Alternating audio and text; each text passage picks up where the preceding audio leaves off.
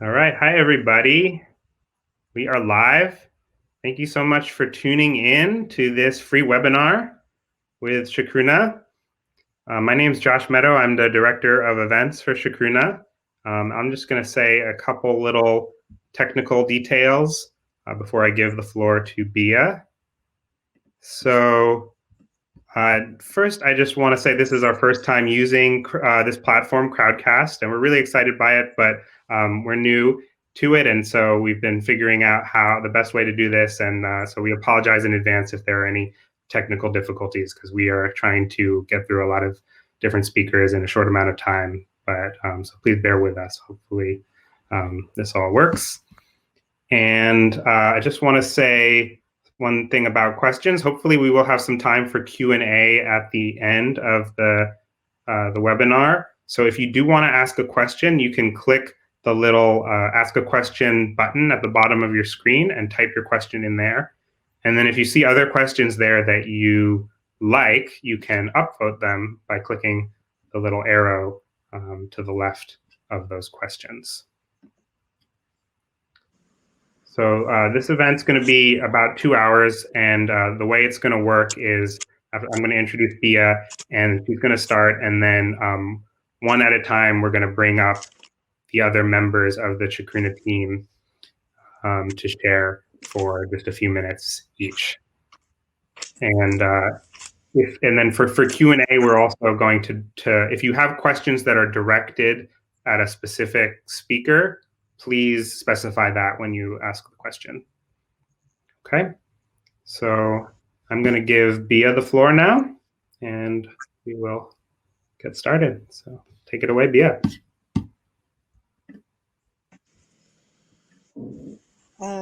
Hello, everybody. Thanks for joining today and for being here with us. I'm so happy to do this event. So my name is Bia Labachi, and I'm the Executive Director for the Chacruna Institute for Psychedelic Plant Medicines.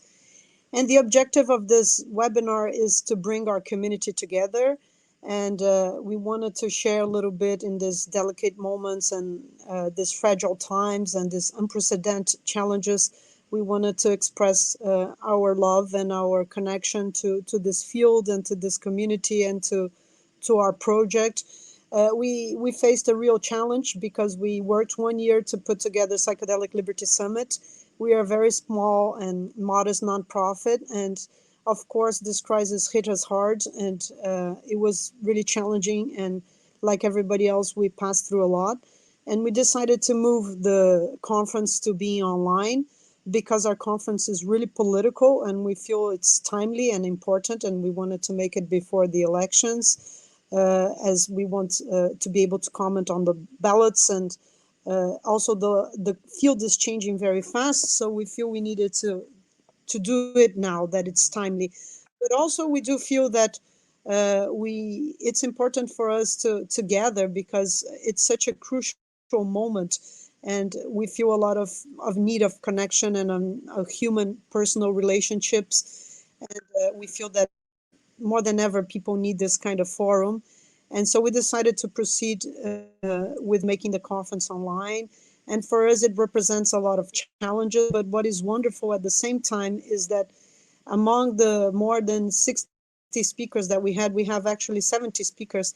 We couldn't just confirm one person so far. Like it was practically 99% of agreement to move this online. So we're truly blessed and happy because it's just a moment that people seem to be united and feeling this common fragility of our limitations and our finitude and our fear of death and of the end. And, you know, we are all with these topics on the surface of our skin. And we felt a lot of gratitude and a lot of community and a lot of connection and love from all our team and our collaborators and our allies. And it's really nice to receive this and to see this happening. So the objective of this webinar is multiple, is a kind of internal team building for us in Chacruna, for us to keep connected as a team. It's an opportunity to show our different faces and who is behind the screen, because sometimes I take a lot of like the facade of things, but there's a lot of going on the backstages. So I wanted our team to be able to talk on camera and say who they are. And so the idea is that we're going to have an overview of who we are, and people are going to say where they are, where they are based, and what are their roles in Chacruna.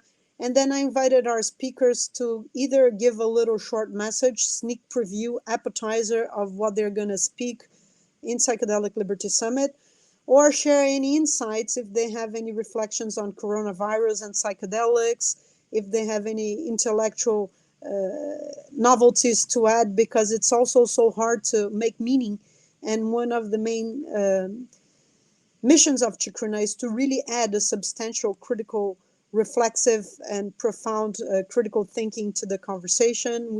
A lot of us are academics or PhDs or scholars, and we want to cultivate a high level conversation and an understanding. So bear with us. It's a little bit mishmash. People will either say something personal or something subjective, or they're just going to make a summary of what they have to say. In why is it important to attend this conference? Why decriminalization, medicalization, legalization, commodification, and access are topics that we need to talk about, or how they're doing or how they're coping. What's the local situation in their area? And I want to take this moment to thank also our sponsors and our allies for all the support that we have been receiving, and to say that I'm deeply blessed to have a house and to be in the United States. Send my love to my parents in Brazil and all my friends over there, because the situation in Brazil is very, very hard, and of course we have more cases here, but it's a lot going on. So thank you for being here, and much love. And there you go. I'm going to pass the word to our next speaker, who is Brad Bartlett.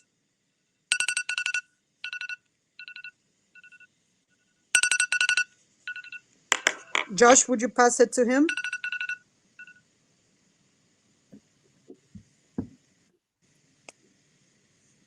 Brad's coming. There's a little delay sometimes when we're bringing new speakers on, so please bear with us. It's going through right now. Good. Am I live? You're live. Great, thank you. Good afternoon, everyone. My name is Brad Bartlett, and I'm a lawyer in Denver, Colorado. I'm part of Chacruna's Council for the Protection of Sacred Plants, where I work to advance the dialogue around Controlled Substances Act prohibitions on psychoactive plants and fungus, and its intersection with states' rights and religious and medical freedoms. My family and I are healthy. We've been staying home and physical distancing since March 9th. We've used this time to, among other things, turn our backyard into a large vegetable garden. We're cultivating several rare strains of high cannabidiol cannabis plants, which I hope to make into tinctures and balms in the very near future. I thought I'd start today by giving a very brief overview and taste of my presentation at the upcoming Psychedelic Liberty Summit on April 25th and 26th. The name of my presentation is Religious Exercise and Controlled Substances: Navigating the U.S. Legal Framework for Sacramental Use of Psychedelics. Religious exercise is one of what I like to call the three legal pillars of psychedelics, the other two being medical and therapeutic freedoms and states' rights or local control. Religious exercise is arguably the most important of these three legal pillars, given that it is a fundamental human right enshrined in the First Amendment to the U.S. Constitution, alongside freedom of speech, freedom of press, freedom of assembly, and the right to petition the government for redress of grievances. I'll be talking about the legal history of religious exercise with naturally occurring psychedelic plant medicines, and in particular, the unique and divergent journeys of communities using peyote and ayahuasca as a sacrament and during religious ceremony. I'll spend some time unpacking the two seminal court cases involving psychedelic plant medicines that found their way to the U.S. Supreme Court. These include Employment Division v. Smith, a case that held that the state of Oregon could deny unemployment benefits to an American Indian fired for violating a state prohibition on the use of peyote, even though use of the cactus was part of a religious ritual. and Gonzalez do Unio do Vegetal, a case in which the U.S. Supreme Court held that under the Religious Freedom Restoration Act, the government had failed to show a compelling interest in prosecuting religious adherents for drinking sacramental ayahuasca tea. Both of these cases, as well as subsequent statutory and policy measures implemented in response to the decisions, provide the framework for our current legal understanding of the intersection of religious exercise and psychoactive plant medicines. Finally, as part of my talk, I'll discuss where things currently stand with religious exercise vis-a-vis Controlled Substances Act prohibitions, and will be prognosticating on where things may be headed in the future in terms of expanded religious liberties for ceremonial use. In closing, and at Bia's request, I thought I'd close with a message for how to face the current COVID-19 pandemic situation in the form of a poem by one of my favorite poets, Mary Oliver. The name of the poem is called Wild Geese. You do not have to be good. You do not have to walk on your knees for 100 miles through the desert repenting. You only have to let the soft animal of your body love what it loves. Tell me about despair, yours, and I will tell you mine. Meanwhile, the world goes on. Meanwhile, the sun and the clear pebbles of the rain are moving across the landscapes, over the prairies and the deep trees, the mountains and the rivers. Meanwhile, the wild geese, high in the clean blue air, are heading home again. Whoever you are, no matter how lonely, the world offers itself to your imagination, calls to you like the wild geese, harsh and exciting, over and over, announcing your place in the family of things. Thanks, everybody, and come join us at the Psychedelic Liberty Summit on April 20th and 26th. Thank you. Hey, thanks. Beautiful. We're going to have the next speaker, Alex Belzer.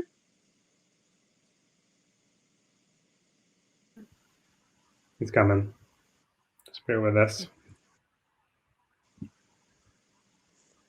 So people can pose questions here, right? In the bottom, ask a question. Yes, at the bottom, click Ask a Question, and you can vote for your favorite questions as well.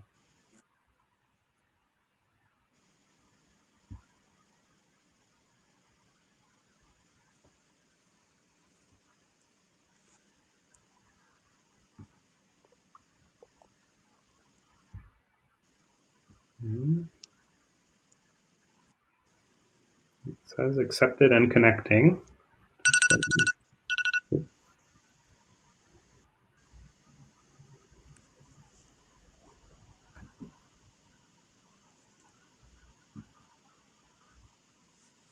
Apologies for the lag, everyone. Maybe I'll try inviting him again.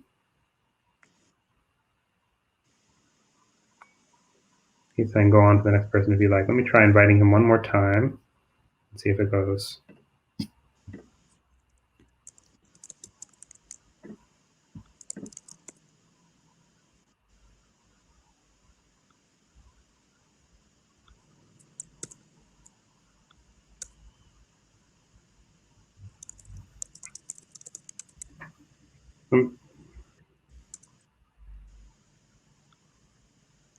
Should we move to the next one and try to figure out him next? Here's Alex. Okay, there you go. Wow, that was exciting. Can everybody hear me? I felt like I was crawling through the mud of the coronavirus, like as mediated by the internet. So my name's Alex Belzer. I'm really happy to have Josh and Bia for inviting me to join you guys today. I'm outside in the gray skies of Massachusetts because I escaped New York City about 3 weeks ago, and I'm getting Wi-Fi from a public library. Thank goodness for some decent public infrastructure that's still left in this country. I'm really excited to just share a little bit about what I'll be sharing at the upcoming Psychedelic Liberty Summit. I'm a queer man. I recently spoke at Chacruna's event, Queering Psychedelics in San Francisco, and I'm a member of Chacruna's Women, Gender Diversity, and Sexual Minorities Working Group. We got to cover some of the way that LSD and psilocybin have been used to harm sexual minority people in the past as conversion therapies, and took a hard-nosed look at some of the existing discriminatory belief structures that still marginalize queer people in the psychedelic research and clinical practice communities. By training, I'm a research and clinical psychologist, and I'm a psychedelic researcher. I get to work with 3 medicines. I work with MDMA as a study therapist for the MAPS phase 3 trial to treat people with severe PTSD. I get to work with psilocybin. I'm a co-founder in 2005 of the NYU team in New York, where we got to treat many people with psilocybin, including cancer patients, religious professionals, and people with addiction issues. I'm a co-investigator at Yale with psilocybin on 2 trials. One is to treat people who have obsessive compulsive disorder. It's very promising treatment for OCD, and psilocybin therapy as a treatment for people with major depression. And I get to work with ketamine, which I think is this beautiful and often overlooked psychedelic medicine. It can be such a powerful medicine when used in a sacramental and deeply held way in a psychotherapeutic context. If you haven't yet got your tickets for PLS, the Psychedelic Liberty Summit, I encourage you to do so soon. I think prices will be going up, and you can see that on the tickets. It promises to be potentially one of the biggest gatherings of psychonauts the world has ever seen. We have over 70 speakers, 12 moderators, 3 tracks, and I encourage you all to check it out. I'll be speaking with Raquel Bennett, a friend of mine, about ketamine treatment, the promises, profits, and pitfalls of this treatment. As some of you may know, ketamine was recently approved by the FDA to, for the first time in 20 years, a novel treatment pathway for depression. And that's very exciting. It was approved, though, for a Johnson & Johnson researched variant of generic ketamine, where they took regular ketamine, filtered out half of the molecules, patented that filtration process, and then raised the price on the medicine 100 times, and are only giving people a dose so low that they have no psychedelic effect, but just get some medicine in their body over the course of many weeks. There's so many things wrong with this model of treatment that Raquel and I will be speaking about that. And we envision and want to encourage you all to embrace a model that is open source, that is locally owned, that is decentralized, and that is guided by compassionate care. I think many of us have seen this huge influx of big money, big pharma, venture capital, and private equity coming into the psychedelic research and clinical medicine spaces, especially in the legal areas. And they're looking to invest in the space and accrue profits to a small, highly concentrated, tiny number of people. And we have a different vision, one that safeguards these practices that in a way that's locally owned and decentralized and guided by compassionate care, especially in the psychotherapeutic models. And so finally, I just want to say that I just want to ask you all how you are. I know we're on this large crowdcast, but what is happening, right? It's just like the depth of what is going on is difficult to understate. As a psychotherapist in my private practice and psychologist, I get to work with people all the time. People are really going through it. And I think that we are being confronted with our deepest archaic wounds, including our basic primal fear, basic safety, and insecurity. Psychedelics give us this opportunity to practice a confrontation with death. Some people call psychedelics a death rehearsal. We get to have this idea of ego death is in the sort of discourses around these medicines. It's a confrontation with our basic level of fear and trust in the world. And I think that this medicine, this COVID medicine is poison. And oh, there's my dinger. It's a poison and will kill many, many people. And I don't know for whom the bell tolls, but I'm going to stop now and just say I encourage us all to confront and sit with this. It's a beautiful opportunity and a silver lining in the storm. Thank you.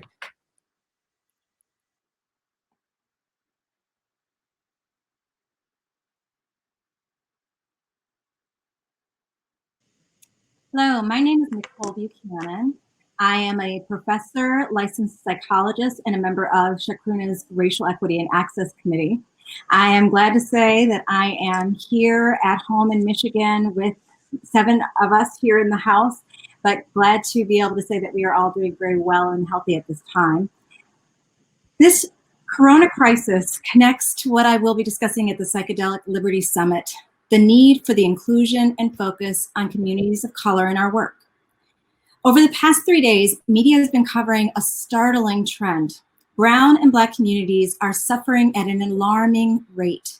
For example, in my state of Michigan, the death tolls are steadily climbing, and despite only 12% of our population being Black, 40% of the deaths are Black people. In my hometown of Chicago, over 70% of those killed by this virus are Black, while only 29% of Chicago's residents are Black.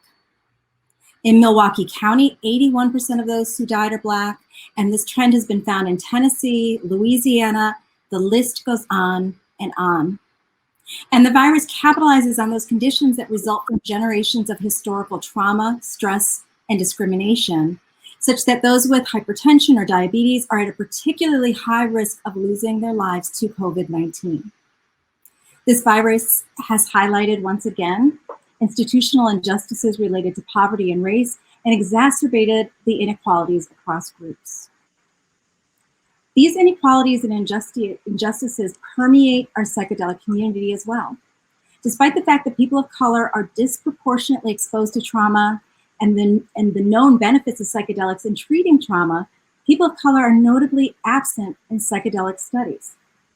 In a 2018 review of all psychedelic studies since 1993, revealed that over 82% of participants were white, and only 2.5% were Black, 2% were Latinx, and less than 2% were Asian. As a result, we have little information on the benefits and cautions of these medicines with people of color. Importantly, their absences mean that people of color are denied the radical, transformative changes often seen with the therapeutic use of psychedelics. COVID-19's attack on Black and Brown communities means that there will also be disproportionate pain, suffering, and trauma among those that are left in its wake. As a community, we need to be ready to address these needs by increasing the number of clinicians trained to offer psychedelic-assisted therapy, ensuring people of color are a focus of our research, and increasing information on the healing effects of these medicines in our communities. Given the psychedelic revolution is happening now, we need to ensure that people of color have safe and equitable access as policies and laws shift in favor of decriminalization and legalization. That means we need to look at how people of color have historically been engaged in the psychedelic movement and what needs to change to strengthen our roles in psychedelic advocacy.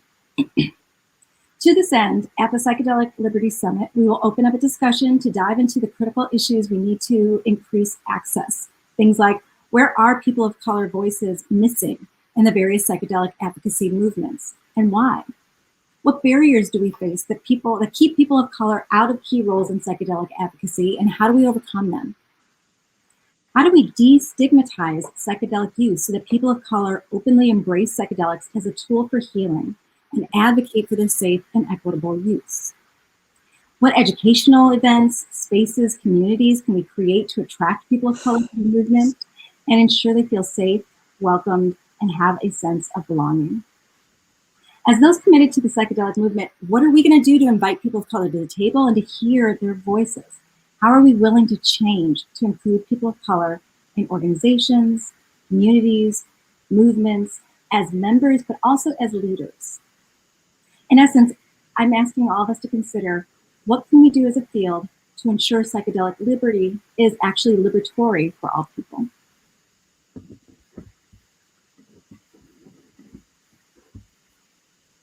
Hi. I'm having challenges. Are you hearing me, Josh? Yes, Bia's having some audio issues, but we hear you. I can't hear anything. We hear you, and Clancy is joining. So we're going to have Clancy Cavanaugh come on next. Can you hear me, Bia? You better move ahead and take the lead, Josh. Okay. And share the next speaker is going to be Clancy. Yeah. Here's Clancy. Hi. Should I start talking now? Yep. Go ahead. All right. I'm Clancy Cavanaugh. I'm a clinical psychologist working in San Francisco from the apartment of Bia Labachi. I've been doing my practice online since we had the shelter in place order. And I'm finding it really stressful to be connected via the Zoom, just only to the Zoom to my clients. And I'm realizing how important it is to be present in person with other people to make a connection with their body, their presence. And I'm not going to be presenting at the Psychedelic Liberty Summit. So I just wanted to talk a little bit about what I've been experiencing here with the shelter in place and with my clients, which is that a lot of people are finding a silver lining in their experience and feeling a little guilty about liking it, about like not being with their boss or not having to work in front of other people, or some people even who have been out of work are finding like more time to meditate or do things that they've missed doing. So I just want to encourage people not to feel bad about enjoying parts of this, because there's a lot of it to not enjoy. And so find the stuff that you like and continue to do that. And I participated in an online ceremony, and I've heard other people participating in online ceremonies that are, for me, really connected me to people all around the world who are in Santo Daime, and the people in Amazon who were also participating. So that was really cool, but it was also, showed the limitations that not having the physical presence with other people can be. The other thing that I wanted to talk about briefly, just from my experience on Facebook, is the Thank You Plant Medicine program and all the new friends that I made on that, because I put the little placard on my face, on my picture on Facebook. And then I started getting so many conspiracy theories about coronavirus from plant medicine people. And I don't know what the reason that people who take psychedelics often will believe certain conspiracy theories, or just woo-woo stuff that ordinarily it's not dangerous and it's not bad, but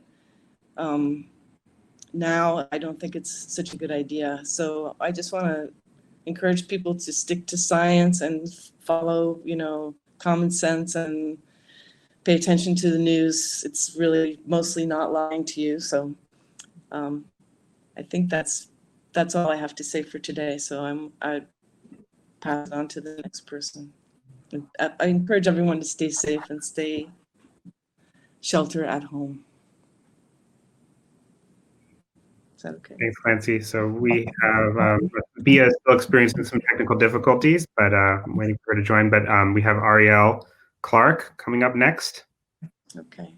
Who should be joining any second.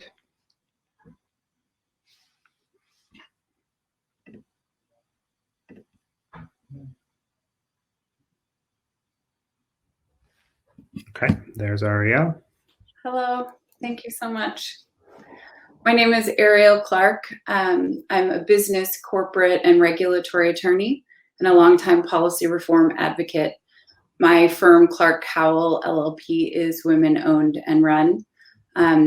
We focus exclusively on cannabis, hemp, and psychedelics. I am co-general legal counsel to Chacruna. I'm also on the Council for the Protection of Sacred Plants. I'm sheltering in place today at my home in the mountains in Malibu, California, and my family is healthy today. Thank you, Josh and Bia, so much for putting this together and for everyone who is here. I wanted to share about two things. I've been reflecting a lot and have been having a lot of time to do that in this time in quarantine. And actually, I echo what has been said a couple of times, that there are silver linings in this and opportunities. And there's been a lot of opportunity for inward and outward looking that I'm very grateful for. So I'll just talk about two briefly today. The first, that this virus is really doing what psychedelics can do, which is showing us that we are all interconnected. And it really feels like our planet is advising us of our interconnectedness. And it's like we're in this deeply sort of transformative global initiation collective process where we're waking up to a bigger reality than ourselves. And that's how we go about our day-to-day lives, or as Bia mentioned at the beginning, kind of our daily look at our fragility and mortality that's so pressed up against our faces, much more than it usually ever is. And, you know, I think normally we have to be willing to be transformed generally. But what has been remarkable to me is that this virus, our global predicament, our response to it, makes it very indisputable that we are all connected, whether it's through the supply chain or the spread of the virus itself. Everyone has been shown that. And it will be very interesting to see what we do with this indisputable fact of our physical reality. So something else has happened, the second thing I wanted to mention, that is absolutely an indisputable game changer. In the United States, as a result of this crisis, and in the midst of this crisis, in many states, including in my home state of California, marijuana has been deemed essential. It's an essential good and service that people have to access in the midst of this crisis. So as a longtime policy reformer and very long time being involved with cannabis legalization, you know, it's remarkable that this plant medicine has gone from reviled to legal to now essential. This is huge, and it will absolutely change the backdrop of, and really the launch point for, psychedelic law and policy reform in the US. And actually on September 25th at the upcoming Psychedelic Liberty Summit, I will be leading a talk called The Nuts and Bolts Discussion of Psychedelic Law Reform. With me on the panel will be David Bronner of Dr. Bronner, someone who's been very supportive of psychedelic initiatives. Kevin Matthews with SPORE, and Ryan Munavar, the director of Decriminalize California.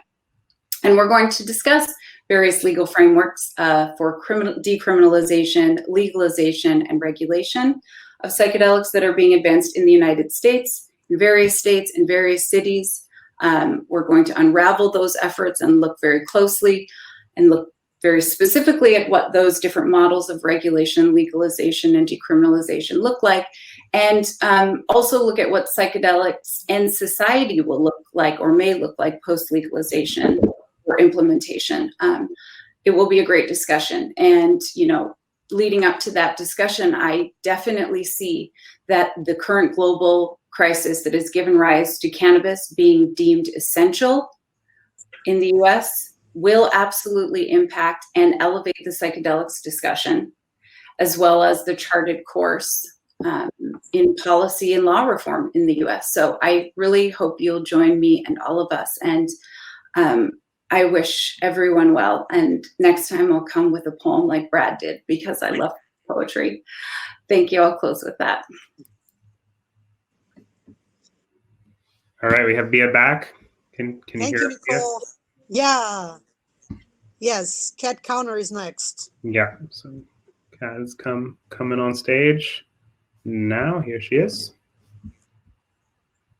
Hi there, everyone. Thanks, Bia and Josh and everyone else at the Chacruna team and everyone attending here. This is such a gift in the midst of our sheltering in place to come together in this way and continue moving forward what we care so deeply about so clearly as we're all committing our time in the middle of the week, middle of the day to come together. So I'm Kat Konauer.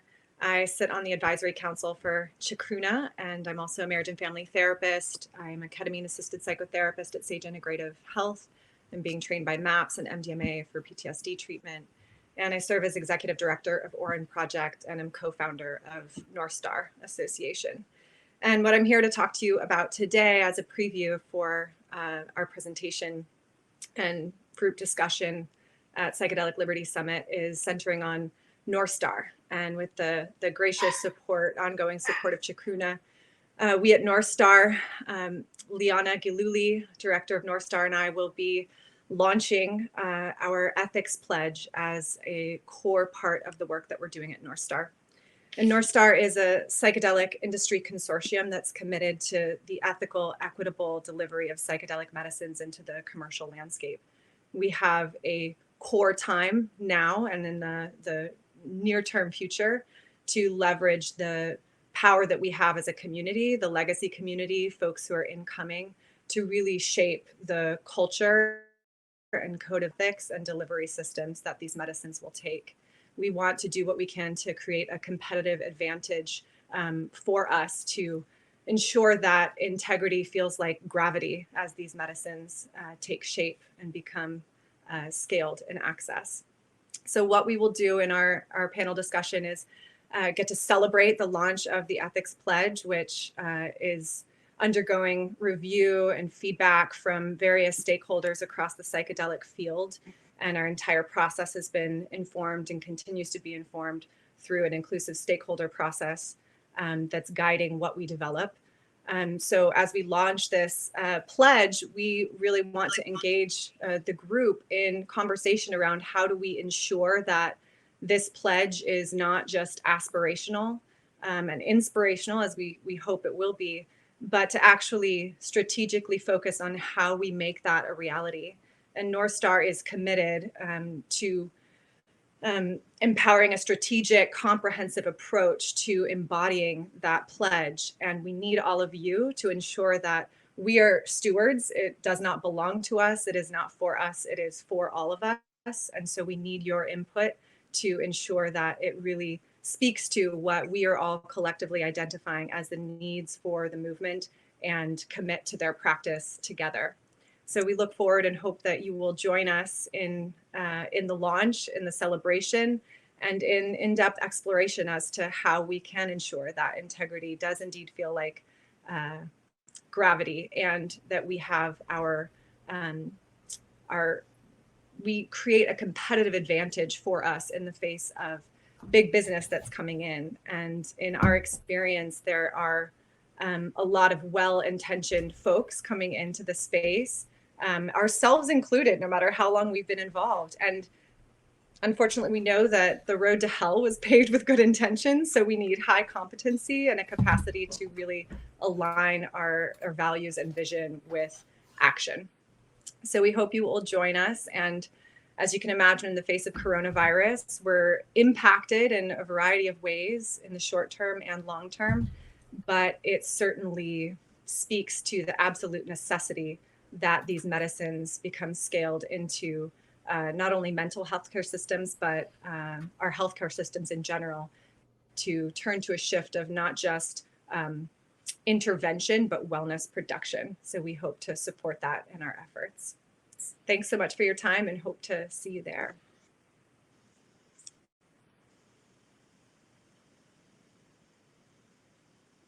Thank you. Eric is next. Thanks, Kat.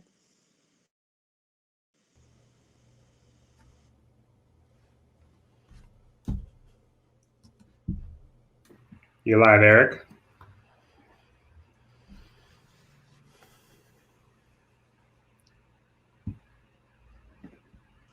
Eric, you're live.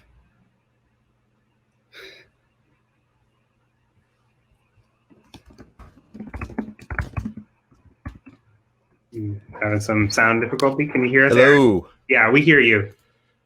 I can't hear anyone, so let me know if I'm coming through okay, but I'll just keep talking. My name's Eric Davis. I'm on the advisor board for Chacruna, and I participated most recently in the Queering Psychedelics Conference, which was wonderful, very illuminating. I'm a historian, independent scholar, got a PhD in religious studies, and I've been thinking and writing and researching and experimenting with psychedelics since I was in high school.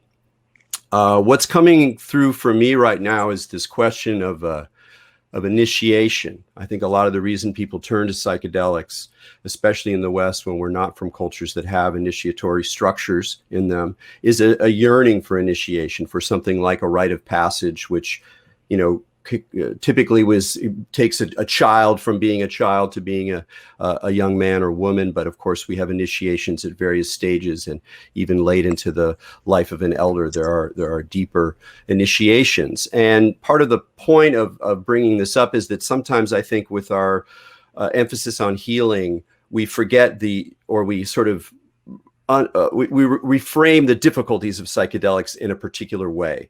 And I think that this opportunity is really kind of like not a bad trip, but a challenging trip. And what do you do in a challenging trip? You might not be able to find that juice that you want, that sense of connection, that sense of love, that sense of divine reflux or manifestation with the world around you. You can go through difficult periods that are haunted by death, by anxiety, by paranoia. Clancy earlier mentioned conspiracy theories, and we have to remember that is a kind of temptation to believe these kinds of alternative stories as a way to control what we can't control.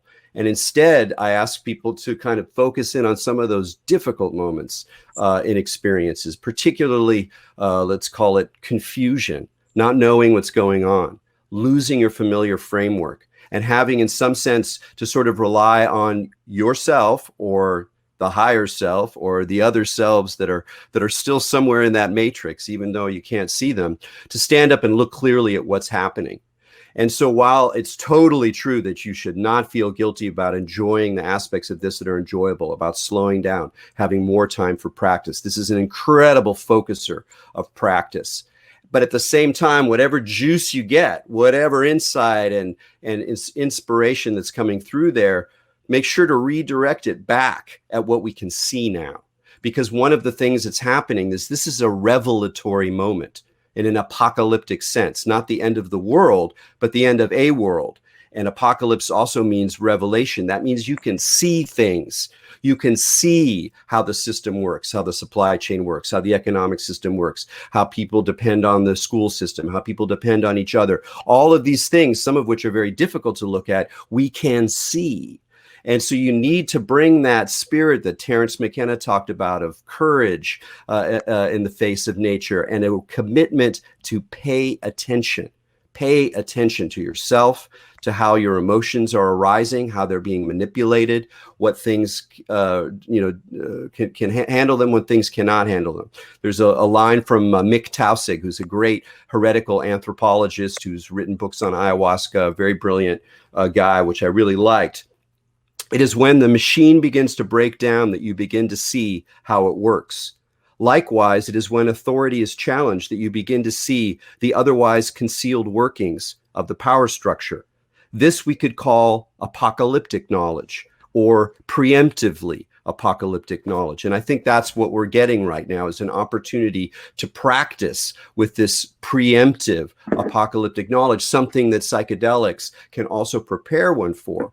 So embrace the whole thing. It's the whole trip, not just the insight into the unity. It's also an insight into death, finitude, not knowing what's going on, and that too is part of the matrix that binds us together, and that's so wonderfully reflected in this gathering today. So thanks for Josh and B for inviting me, and for all you for gathering. And that's it for me.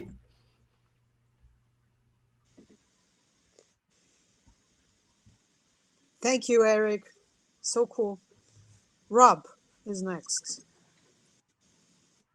Hi, I'm Rob Heffernan. I'm part of Chacruna's Council for the Protection of Sacred Plants. I'm an activist working for the legality and responsible use of psychedelic medicines, and I've been involved with the Peruvian vegetalismo tradition and the Santo Daime for about 20 years.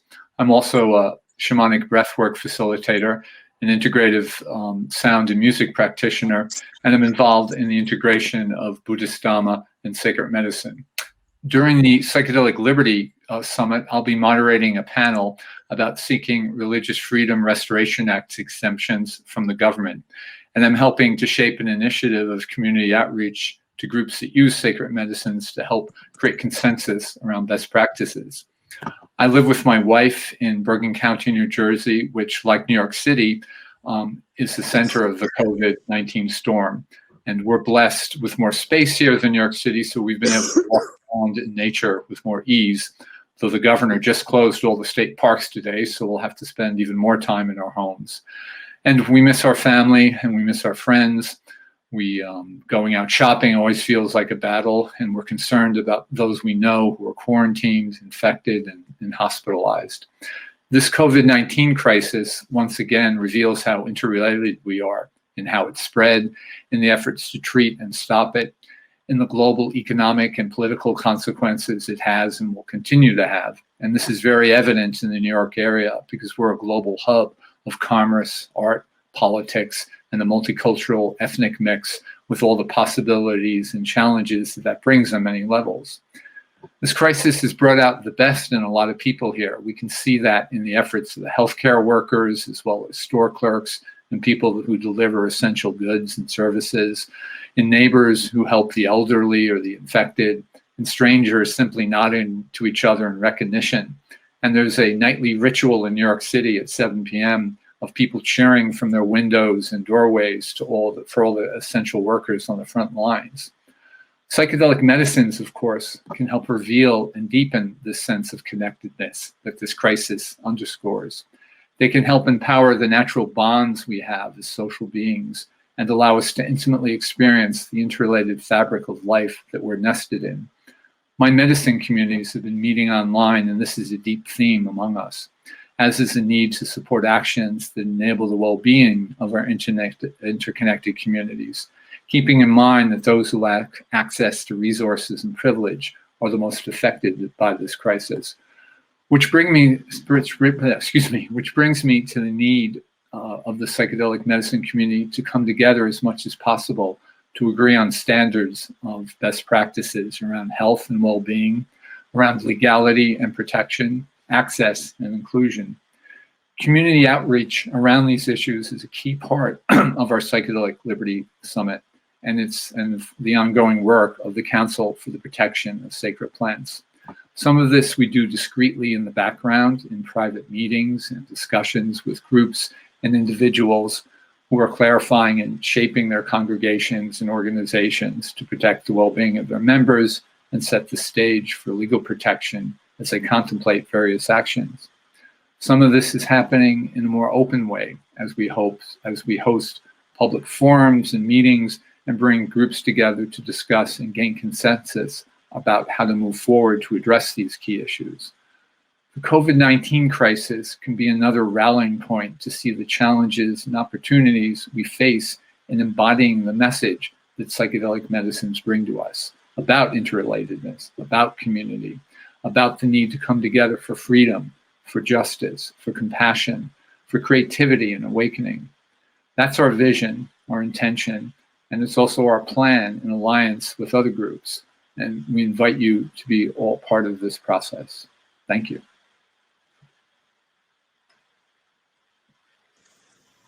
Thanks, Rob. We have Sean next.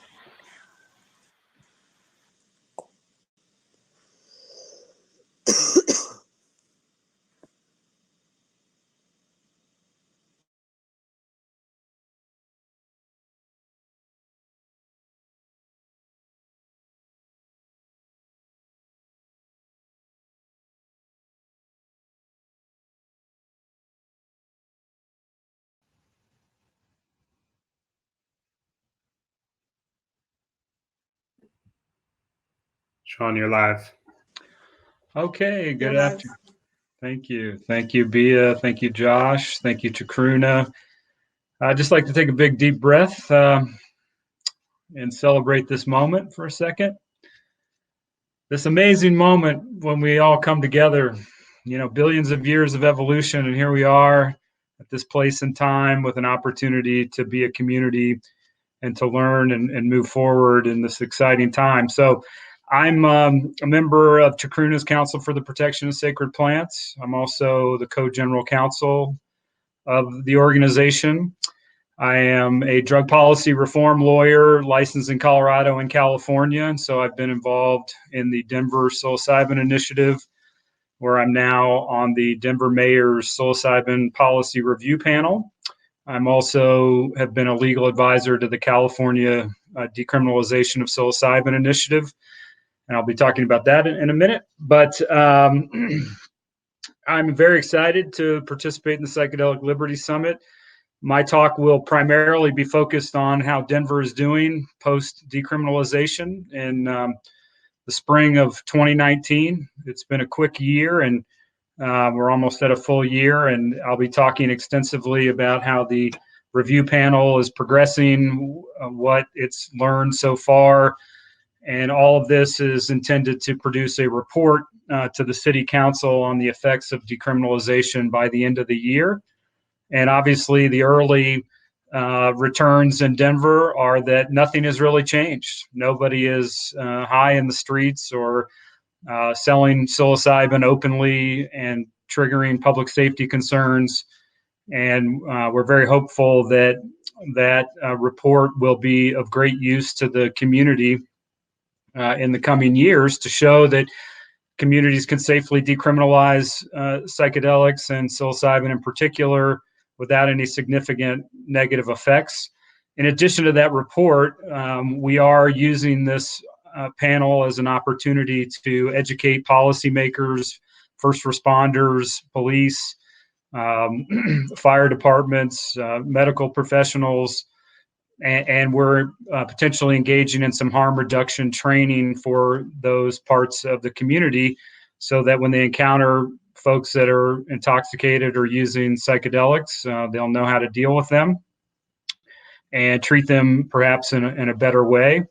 So I'll be talking about some of those efforts. We're also talking about public service announcements that are potentially co-branded with harm reduction organizations like Chacruna, like MAPS, and like others and SPORE, the Society for Psychedelic Outreach, Reform, and Education, potentially co-branding some public education materials to put out in Denver and help the community around harm reduction.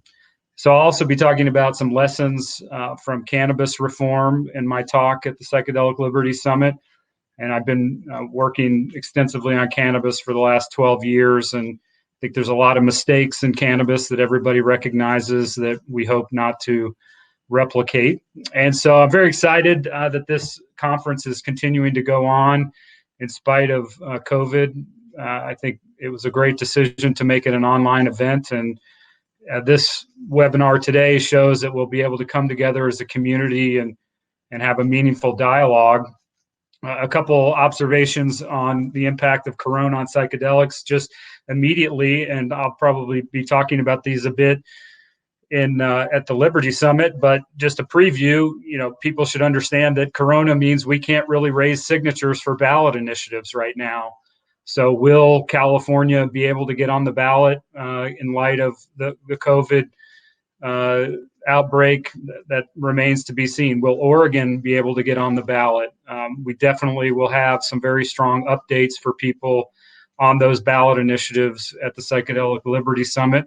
And also there was some talk about Colorado considering a statewide initiative.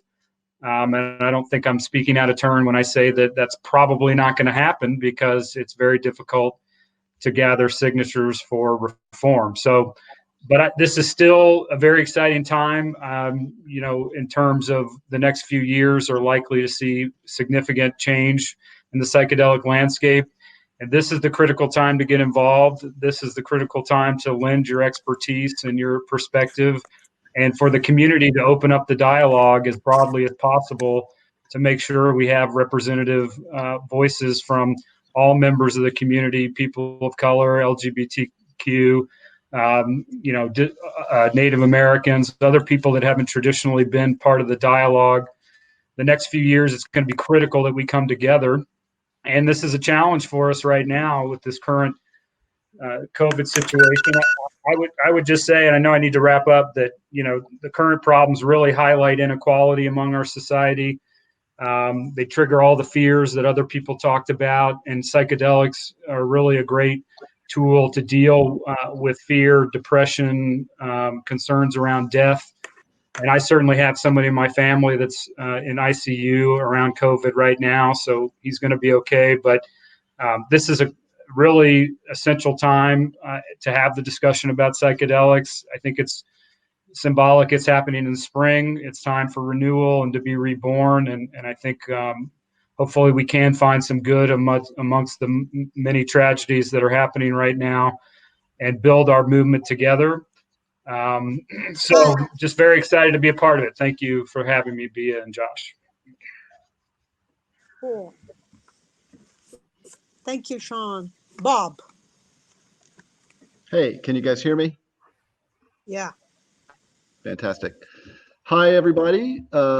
Fantastic to be here. Just appreciated, Sean, your kind of reminder that we're really here. This is amazing. It's such a feeling of a gift to be able to sit here with all of this wonderful community, even though we're also being alone. So we're really glad to be here. I'm Bob Otis, a member of Chacruna's Council for the Protection of Sacred Plants. I work in molecular and clinical informatics by day. I'm a founding steward for Sacred Garden Community, was a co-founder of the Decriminalized Nature Oakland group, a member of OLP Therapeutics, and maybe most important, I love to grow and know sacred plants in community. And I and members of Sacred Garden Community consider these sacred plants to be sacraments. I'm staying home at Oakland, Sacred Garden Community headquarters, also known as my house. It's a little lonely here in terms of humans. I'm staying solo. I've had some kind of a flu in February. I don't know what it was, but it had those symptoms. And I've had a cough that's lasted for a while, so I'm being triple careful not to possibly give something to others. It's been really nice to have the garden and 3 lovely chickens to keep me company. And I'm not really a huge fan of all the internet meeting stuff, so this has been a new time for me, and I'm growing to love this because I can see people's faces and smiles, and that means a lot to me. Happy so far that my family is relatively well. There has been some real emerging economic stress in Sacred Garden Community among its members, so that's something that we're trying to navigate together. I'm really happy to be here on this particular event and really talking about Psychedelic Liberty Summit. So I'm super psyched about a session I'll be in on Saturday, April 25th. That's a 2 p.m. session. It's going to be an amazing group. It's a really diverse group.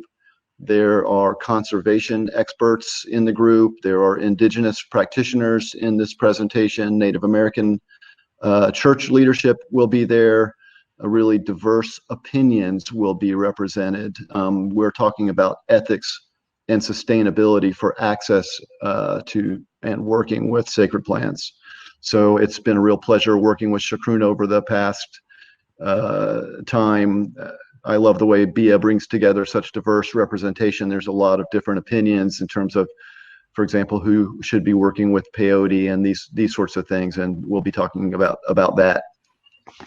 I found gardening to be a great way to find peace within the storm. This time of year, by the way, is great for gardening. So if you have a yard you can get in, it's not too late to put in seed, and I can send you seeds, and we can spray the seed bags with 70% isopropyl alcohol before we send it. And it's a good time to grow, really easy to grow seeds, grow almost anywhere, include tobaccos, morning glories, passion flower, also try Syrian rue. It's an interesting plant to grow if you can get it growing. I'd love to chat with you. And it's a good time to start from cuttings. yahe or ayahuasca vine, chacruna, ololiuqui, toe, wachuma. All of these are good bets to get into soil this time of year, and most of those you can actually grow in California. The yahe and chacruna you may need to grow indoors, depending on where you are. And I thought I would just take a second, if we got another minute or two, just to bring in the real stars. Just brought a few beautiful plants in today. So we have a lovely Trichocereus taquimbalensis, a little baby San Pedro. This is called Big Medicine Phalaris. Here's a little morning glory sprout. That's the heavenly blue. Salvia divinorum back here. Oh, here's a lovely yahe vine with the roots, you can see, ready to plant. This is the yahe. Tobacco. Thank you, thank you, thank you, nature, for these beautiful plants and for the teachings they give us. And thank you, Chacruna, for inviting me on. Okay.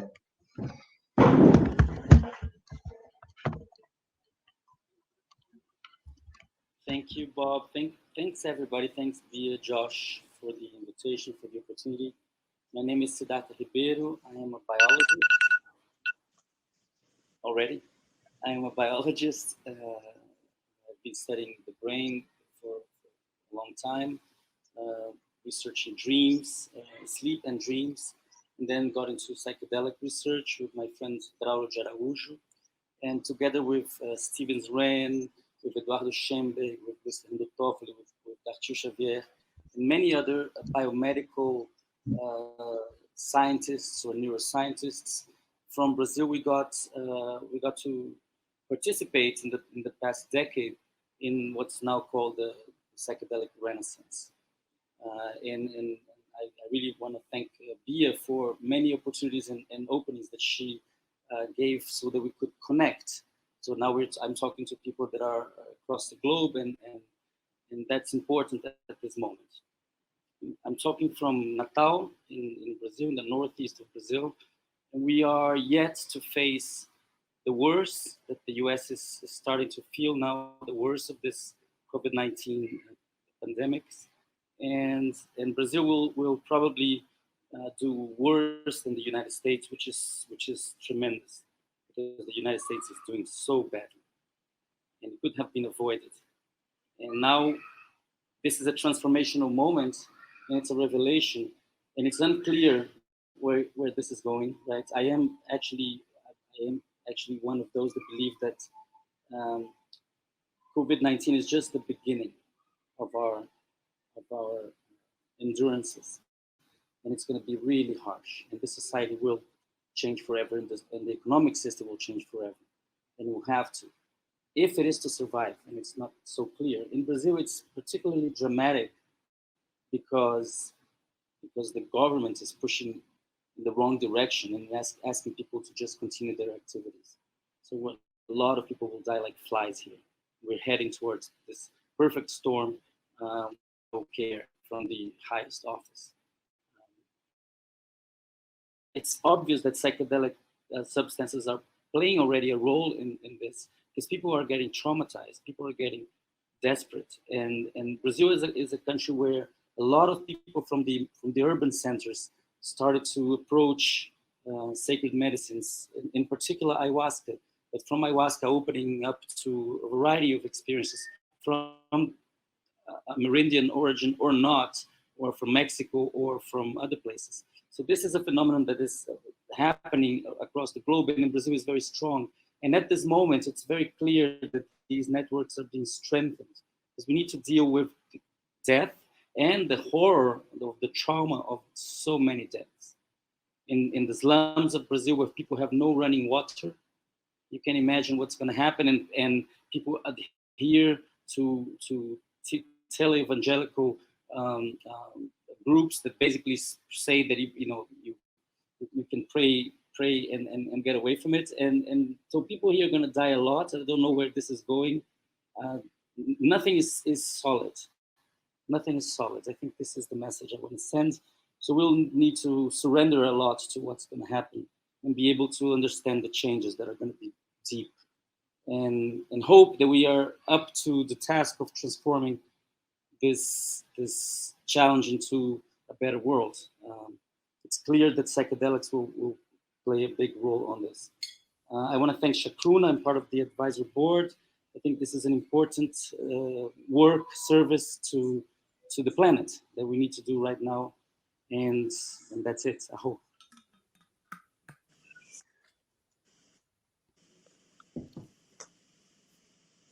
Great. Next. Sophia. Well, first, I just felt inspired by Bob's Garden, so I just want to show off my oxalis, who I just purchased for $2 at an empty supermarket. Anyway, I'm Sophia Rocklin. I'm an anthropologist, a cultural anthropologist. My master's degree is basically in studying environmental conflict related to the expansion of agrarian activities and their impacts on indigenous communities. And yeah, I'm an author. I wrote When Plants Dream, which is all about the global spread of ayahuasca. And I spend most of my days these days working at the Temple of the Way of Light, which is an ayahuasca retreat center in the Peruvian Amazon. So I just returned from there. I'm still learning how to language, so please forgive me as I move along. Yeah, and with Chacruna, I work with the Ayahuasca Community Committee. And our work there is really to make sure that as ayahuasca begins to go global, we're really kind of incorporating the multifaceted aspects of ayahuasca, cultural respect, understanding the ethics and the different trajectories that global ayahuasca could take as we move along. And we do that through collaborative research and really creating a diverse system of engagement. So I'm very honored and happy to be participating with that. So yeah, what do I want to say? I guess I've just been meditating lately on the phenomenon of isolation and quarantine in the Amazon. I was thinking, suddenly we had the authorities telling us we needed to go into silence. And obviously for those of us who are working with ayahuasca and kind of embedded into some of these traditional systems, that was a very natural thing to do, and as we look at different cultural approaches to silence, we see that it's actually intentionally architected into community structures cross-culturally. So how funny is it for us, Western civilization, this kind of crazy race car, to suddenly be asked to take a second and slow down and look within? And in my personal experience, dieting, which is a practice, it's an ascetic practice throughout the Amazon basin of basically taking a look within, relinquishing any sort of desire towards sensuous activity or smelly foods and working directly with plants. We suddenly have a moment to actually look within. And this process of a dieta is not only done for, personal gain, right, for becoming a better listener, a better hunter traditionally, but also for a cultural purpose, right? It's traditionally done to mediate social, environmental relationships. What I think he's a Swedish anthropologist, Kaj Arhem, refers to as he was studying with the Macuna people in Brazil, and he noticed that basically any sort of illness that we experience in culture is a failed reciprocity with the cosmo-ecological environment. And so I can't help but feel right now in my kind of mystical worldview that there is tremendous value to this silence that we're seeing and this isolation that's being asked of us. And it is really psychedelic culture that is kind of the bridge and the connector to these different cultures. And for me, that's personally what's so engaging about working with these practices. Very often when we talk about ayahuasca or just psychedelics in general, we're only referring to the frosting on the top of the cupcake. And what I think is important as we begin to sort of integrate these psychedelic plants into our daily lives and even into our social structures and potentially into healthcare, are we really considering the multifaceted techniques and ceremony and ritual that come with these practices? And so, with that, I also see that health, I was lucky to work with some Shipibo people, a community of working in the Amazon basin, and interview them about their perspectives on coronavirus. And then one gentleman, Segundo, was saying to me, yeah, we see it. It's over here. It's in the air, and he wasn't pointing to the person, he was pointing to the ether. And I thought that was quite an interesting sort of snippet, which kind of represents this cross-cultural indigenous perspective that I've seen, which is really understanding illness as a it's a multifaceted thing. It's never a personalized thing. It's always a connected thing. And it always has to do with relationship to the other and to the non-human environment. So there's a great meme I saw the other day that was like, how did it go? It was like, I feel like Mother Earth has sent us to our room to go think about what we've done, you know? And the reality is that we have isolation. And so we could choose to either be upset about it and get distracted about it, or perhaps look to some of the community members that have silence and isolation and voluntary quarantine kind of integrated into their systems, and really see that there's tremendous benefit in it, not just for the psychedelic aspect, as it were, but actually there's a deep empirical method of investigating and relating with the world around us. So that is all I have to say. Thank you. Thank you, Sophia. We have Rebecca all the way from New Zealand now.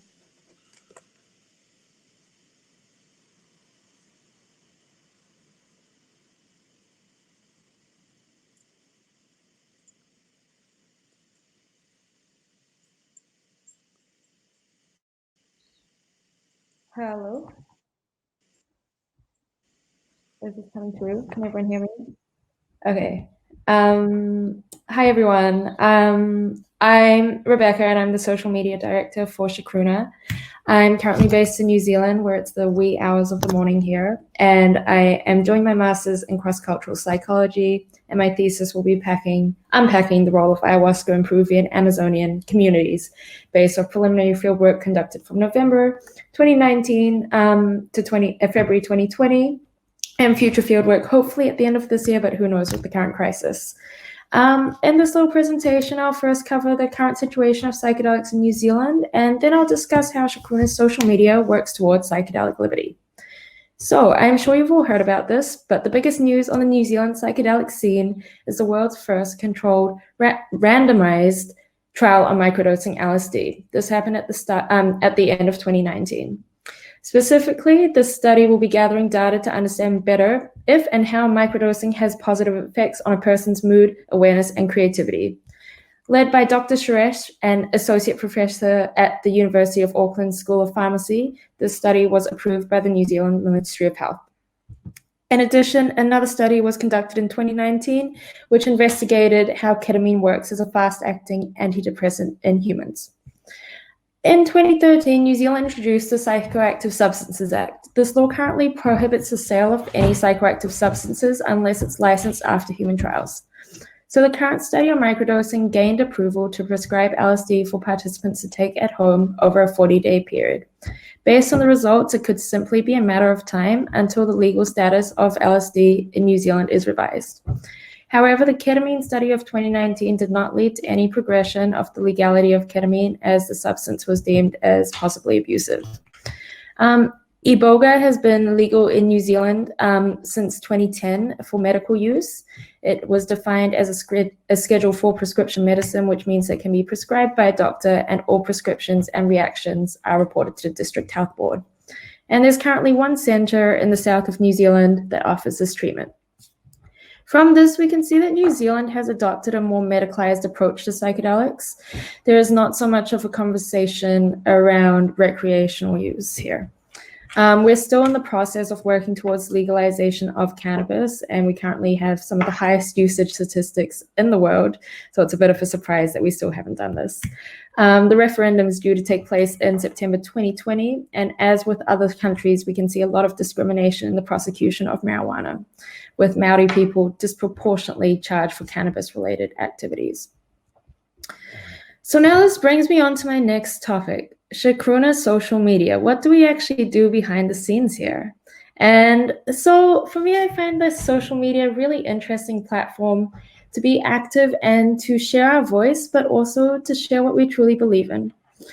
So when we're talking about psychedelic liberty, what exactly is psychedelic liberty? To me, liberty goes hand in hand with diversity and inclusion. And this is the focus of our social media. It's to center the voices of people that are typically not included in psychedelic discourse. It includes the voices of people of color, Indigenous people, the queer community, as well as gender minorities. By actively prioritizing these voices, as well as news and research, of which there is currently minimal, on these groups, we hope to unsettle current dominant narratives in the psychedelic scene. Furthermore, over the last 2 weeks or so, or maybe 3 weeks, we've introduced a new campaign which is focusing on our ayahuasca community guidelines for sexual abuse.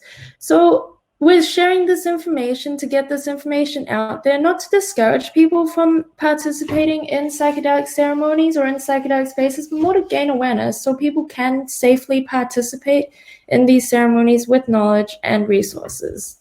And it's through these that we begin to shape these inequalities in the community and bring awareness to issues that are otherwise overlooked in the psychedelic scene.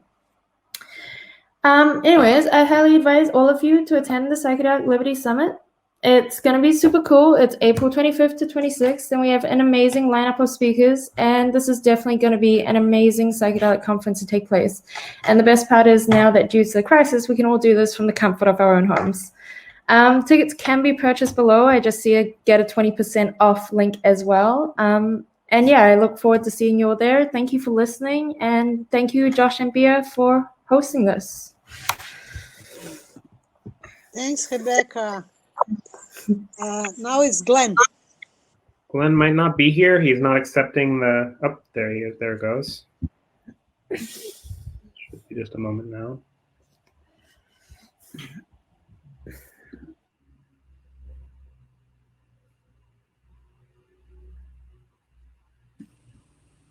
And you're live, Glenn. I'm up.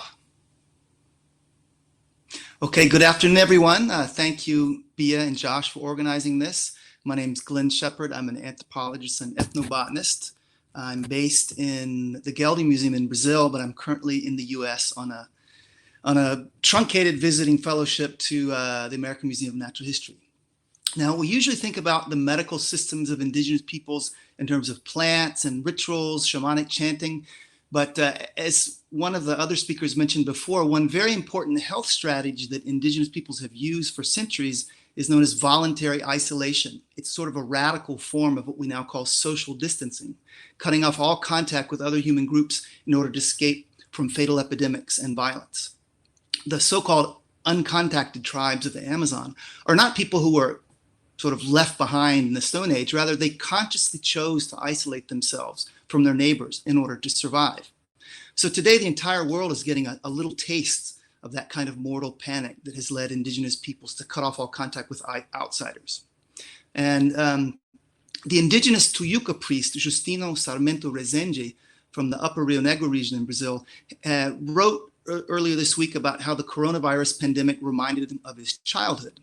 And he said, "Whenever my father heard that a dangerous disease was coming, he took us to an even more isolated place. There we waited until the news finally came. The disease has passed. We had no doctors or nurses to take care of us, but we were watched over constantly by our sage grandparents, who performed protective ceremonies using white pitch incense to fumigate the environment, the people, and their pets." Now, indigenous understandings of illness, the indigenous people often understand illness as resulting from breaking certain taboos, especially around hunting. So when hunters show disrespect to animals by desecrating their watering holes or killing too many animals or wasting meat, the game animals and their spirit allies can take revenge on humans, causing illness, various kinds of illness. So again, we can see the relevance of indigenous ecological wisdom in these terrible times, since coronavirus seems to have originated in wild animal markets in Asia, a kind of revenge by bats and pangolins on humans for overhunting. And one final observation about the relevance of indigenous knowledge in this crisis: indigenous peoples don't share our typical Western enthusiasm, this belief that progress is indefinite and that technology will solve any problems that appear. Indigenous peoples have watched their societies collapse or be decimated by contagious diseases, social disintegration, and language loss. Indigenous mythology often reflects a cyclical cosmology in which prior creations are destroyed and then replaced by new creations. And so the current environmental and epidemiological apocalypse must feel quite familiar to many indigenous peoples. In the book, The Ends of the World by Deborah Danofsky and Eduardo Viveros de Castro of Brazil, delves into the relevance of these indigenous concepts in these apocalyptic times. So hopefully we can all learn something from indigenous people's inherent fatalism about these issues and understand what the Brazilian indigenous philosopher Ayrton Krenak recently warned, that we simply cannot go back to life as usual once this wave of the epidemic has passed. If humanity doesn't make fundamental changes in its relationship with the environment and the other species of the planet, human society could truly be doomed to extinction. So I hope that all of us can come through our coronavirus quarantine safely and with a heightened appreciation of our interconnections and shared fragility. Thank you.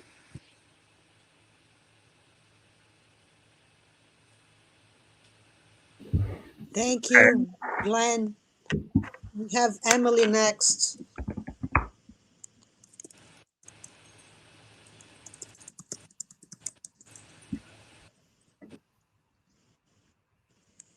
Emily's in Peru, and she's in Iquitos, and she's texting me that her internet is cutting out. So maybe we should try Monica instead and see if she can join. Okay.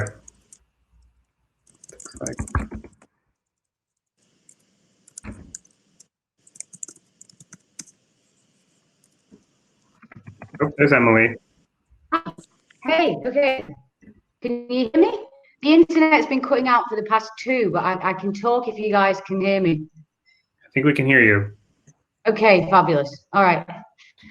Okay, so I'm in Iquitos, Peru. I'm Emily Sinclair, and I'm an anthropologist and part of Chacruna's Ayahuasca Community Committee.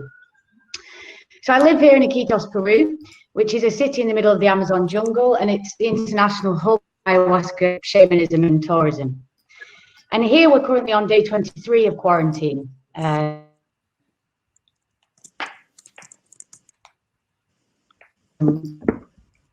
You're cutting out, Emily, and we can't see your video either.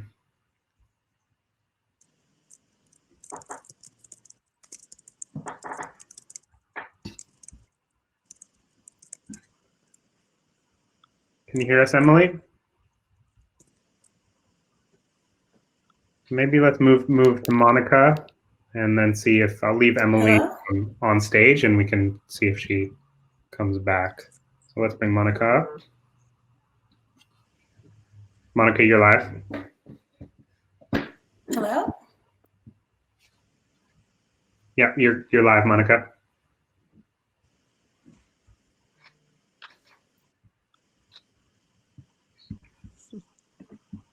Hello? Yeah, we can hear you.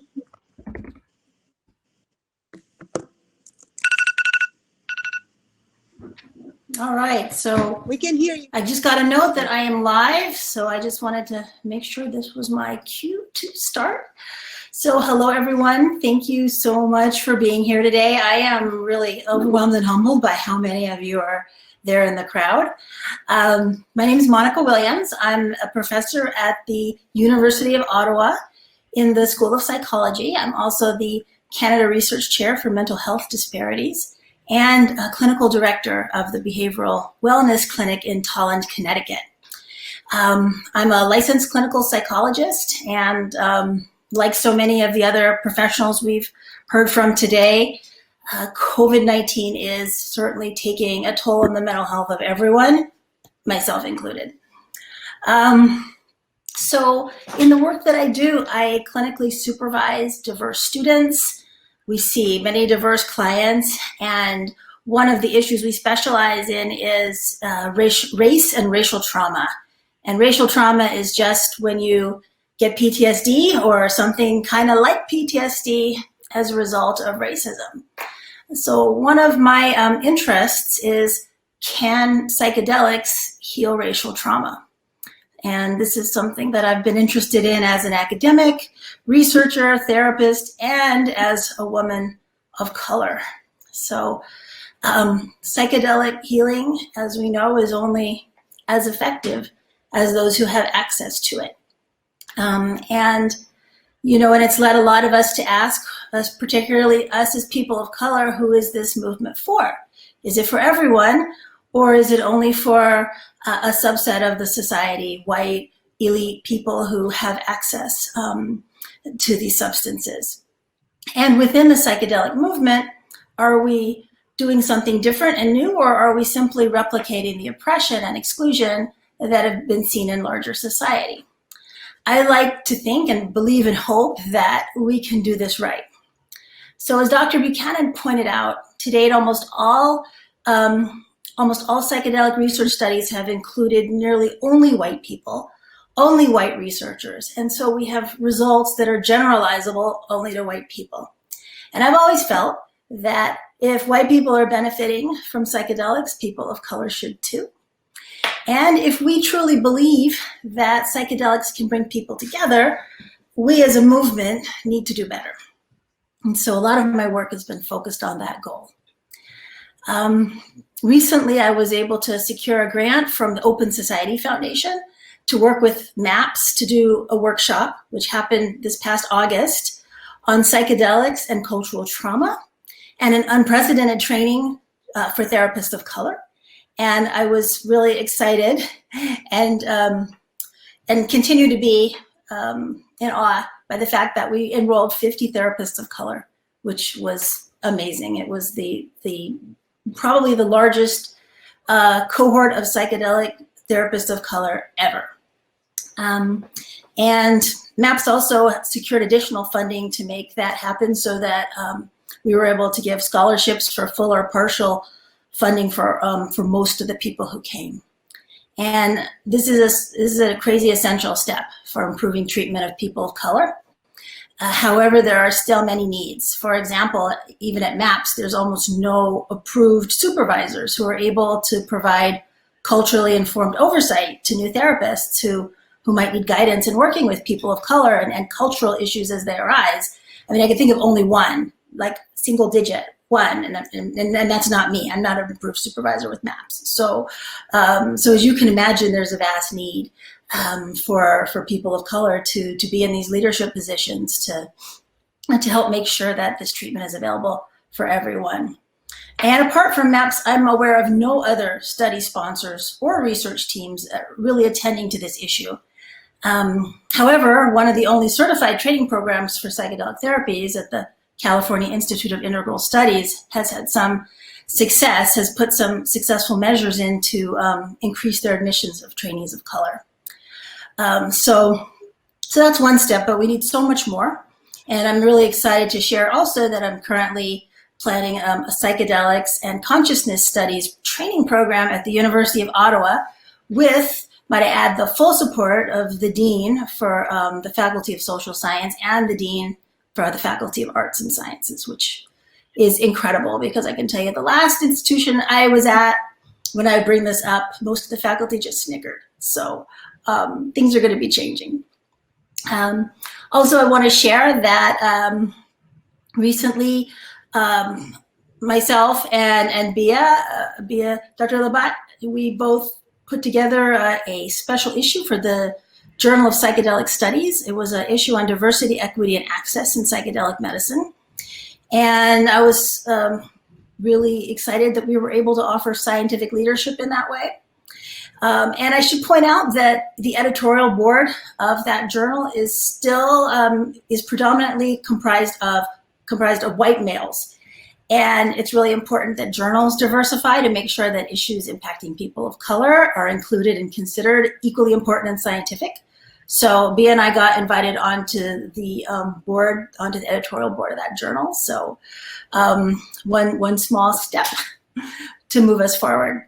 And that special issue was, by the way, released in February. And so please check it out if you can. It's open access, and the articles inside are fantastic.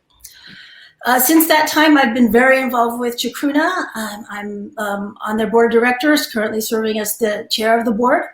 And I'm super excited about the Psychedelic Liberty Conference coming up and the fact that it will be online, so all of you will still be able to participate. We are continuing to move ahead with pushing for racial equity and access at Chacruna. We started a racial equity and access committee. And I should also point out there's also a women's gender diversity and sexual minorities working group as well to promote access to voices that have not been heard or included in the field of psychedelic science. We have a fantastic webpage, a new webpage for people of color. Well, it's not completely new, but we're continuing to put new people on it because I keep hearing how people who organize conferences and in the media, they say, well, where are the people of color doing this work? We can't find them. And now you can find them because they're right there on the web. And so, I mean, I always knew they were there, but now everybody knows where to find them.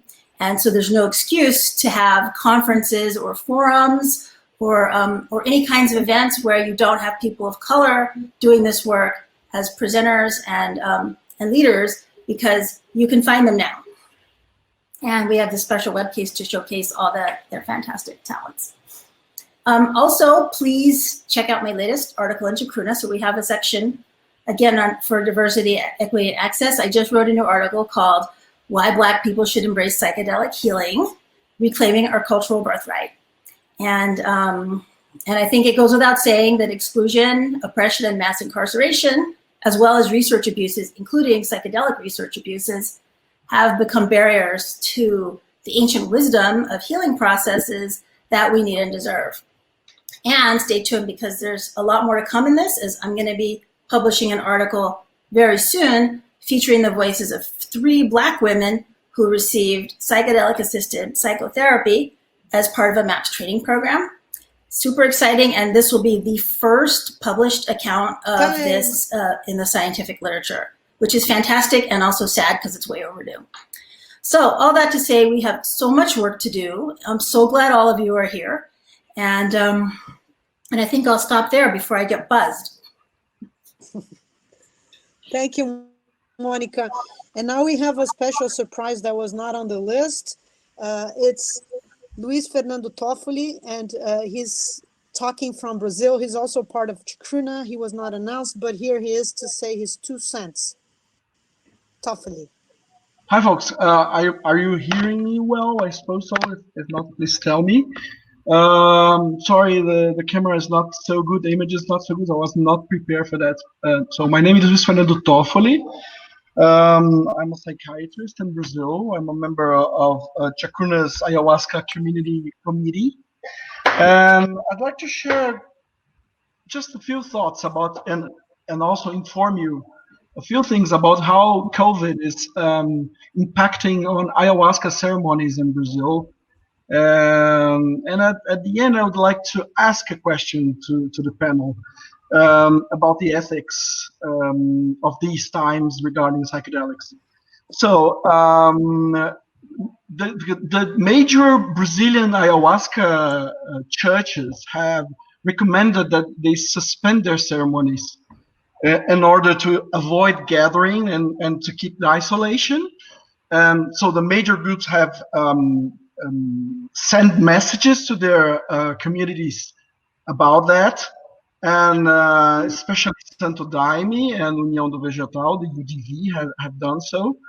But we have heard that people in different places are still thinking that if they go to ceremonies wearing masks, some people even posted this ceremonies online that they have gathered. And not only ayahuasca ceremonies, but also other religious ceremonies are suspended in Brazil. So I'm the head of a group that's called ICARO, which stands for Interdisciplinary Cooperation for Ayahuasca Research and Outreach.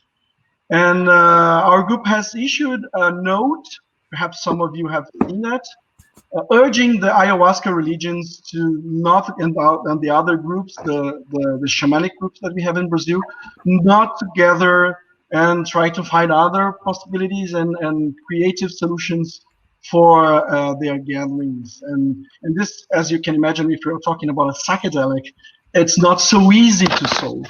I'm sorry, I'm having issues with my camera, but I hope you're hearing me. So to conclude my thoughts, I also would like to ask you about the, let's say, about the hazards that we face in this crisis situation. And I'll give you an example. There is a recent tweet by Christian Engermeyer, who's a psychedelic investor of ATAI, who said, and this is on Twitter, flattening the curve is complete BS because our society and economy will not survive such a thing. I'm quoting him. What we need instead is to flatten the disease now. Like him or not, President Trump understands this, and we all should get behind his approach. So I would like to ask the panel, and this is a question that is already inside the thing for questions. What are your comments on that? Thank you very much. And thank you, Bia, for this invitation, for this surprise invitation.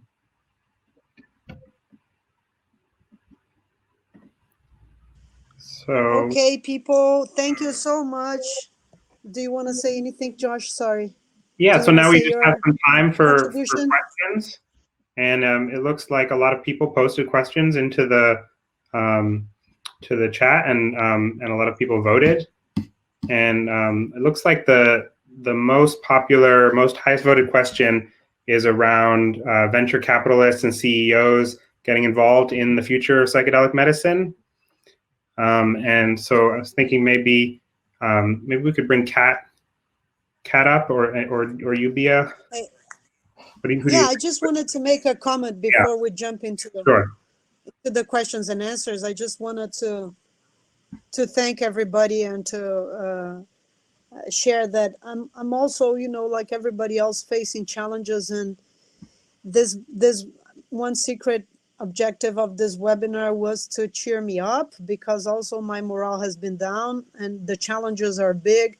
And in this regard, I feel so incredibly accomplished, because I'm so amazed with the wealth of knowledge that has been expressed here, and it's reaffirms to me that we have a lot of work to do, and that we have a lot of incredible, our team is so incredible, and I have learned so much from the presentation of all of you. And I just really want to thank you from the bottom of my heart for all your support and appreciation for your voluntary work. We are all volunteers in Chacruna. We only have a part-time contractor person that is paid, Horacio. He's based in Guadalajara, and all the rest of us are volunteers. I also want to say that social justice is on our high priorities in Chacruna, and we made the conference tickets very accessible since the very beginning. They cost only $200, which is much less than any conference in the Bay Area, for 2 days, 3 simultaneous tracks, around 70 speakers. And I wrote recently an article about psychedelic conferences, and I'm observing how psychedelic conferences have been moving to online or postponing, and also the ethics on how the organizers are doing with refunds. And I'm happy to share that I feel proud of our policies are very fair, and we offered full refund for anybody who wants, and we also offered put the new prices on $100. All our videos are going to be recorded and pasted for free. It's part of our education and our mission to provide free education and access to knowledge. We have given over 150 free tickets, and we also have a call for scholarships. Josh, do you want to say anything about this? Yeah, well, so we have an application for scholarships that you can find on the website, but more relevant to all of y'all here, we are offering a 20% discount code to everybody on this call, and there's the button you'll see at the bottom of the screen that says get 20% off Psychedelic Liberty Summit. So that'll take you straight to the Eventbrite, automatically apply the promo code, and give you 20% off. And that code's only going to be valid for the next 2 days, the next 48 hours, just to encourage some ticket sales over the next couple of days. So. And I'll just jump into the first question about venture capitalists. And I think it's a big discussion, and we can't really solve this here. I just want to refer people that we have a panel called on commodification and medicalization of psychedelics in Psychedelic Liberty Summit. So we have Gregory Kearns, who's a specialist in public health, and Victoria Halley, who's on the board of MAPS and has worked for the FDA many years. Brian Anderson, who is a medical doctor and psychiatrist and member of our board, and Ronan Levy from Field Trip Ventures. They are a for-profit company, and we are trying to bring this high-level kind of discussion. I think in a short answer is that we're hoping to educate the space. We are also going to launch North Star, and Kat has mentioned a little bit here. They're going to make their website live, and North Star is trying to create a connection in the field between different players and set some ethical principles that people would pledge to. I don't know if you want to add anything onto that, Kat. I'm so sorry. I was getting the double echo thing, so I just had to log out and log back in. Could you review again for me? If you have anything to add about the importance on creating this conversation about commodification of psychedelics and medicalization and new venture capitalists, entrepreneurs, what's happening to our scene. I invited people to join the conference panel and your session to further discuss. And I'm wondering if you have any other point you want to make about that. Yeah, I would say, our team at North Star is engaged in meeting with both legacy community, clinicians, underground practitioners, elders, researchers, and others who've been in this space. Obviously, that time has ranged from decades to a few years, and we're in a consistent process of onboarding new folks who are discovering the incredible powers of these medicines and their potential for society. But we're also talking with investors and entrepreneurs and business people coming from, bringing their skill sets from other backgrounds that we very much need in this space. We need to be highly effective and competent, and we need to draw from a variety of these backgrounds and leverage the goodwill of people. And I think we have a tendency to polarize or separate the good from the bad and actually alienate people unnecessarily from coming together with these good intentions and various skill sets to co-create the reality that we want to see. And part of what we are doing in North Star more behind the scenes, less publicly at this point, but we'll be doing more of, is functionally bringing people together to problem solve on these issues.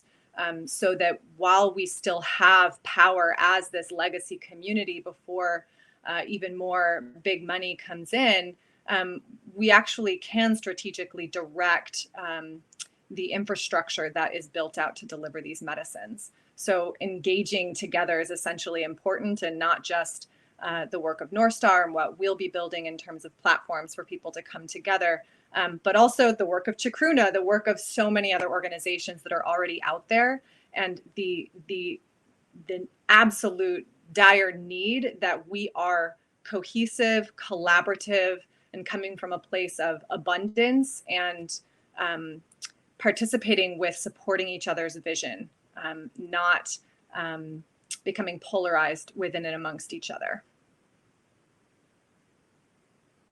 Thank you, Kat. You wanna? So there's another question. Maybe Kat would be a good person to respond to this as well. It's about getting involved with. Let's circulate other people. Yeah. You can let me know who else. But the question is, can you talk about how individuals who are in grad school right now, hoping to get involved in psychedelic advocacy therapy, can get involved in this work? Well, maybe we can have Monica and Nicole talk about this. They are, academic professors that are very engaged in their academic careers. Are you still there, Monica and Nicole? I'm inviting them. While they're coming on, I'll just put in a plug for SSDP, Students Sensible Drug Policy, that has a student pipeline to connect folks coming in with mentors in the field. So that's one great avenue. Okay. Thanks, Hey Kat. guys, am I on? You're on.